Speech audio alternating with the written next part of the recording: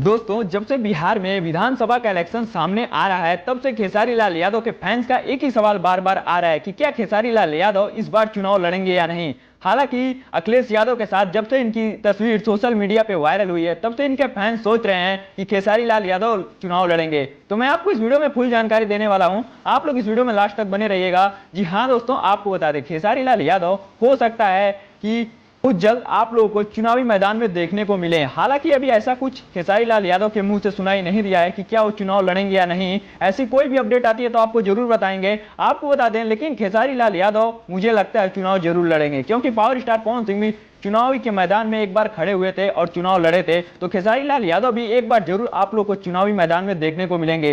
हालांकि मुझे लगता है ये अखिलेश यादव की पार्टी से चुनाव लड़ना चाहेंगे, क्योंकि इनकी फैन फॉलोइंग भी काफी जबरदस्त है और इनको इनकी पार्टी से टिकट भी मिल सकता है। तो आप लोग इस वीडियो को ज्यादा से ज्यादा शेयर कीजिएगा, जिससे खेसारी लाल यादव का फैन को सबको पता चलना चाहिए कि खेसारी लाल यादव चुनाव लड़ेंगे। जी हाँ दोस्तों, आपको बता दें, खेसारी लाल यादव हो सकता है चुनाव लड़ें और बहुत जल्दी आप लोगों को ग्राउंड में देखने को मिले।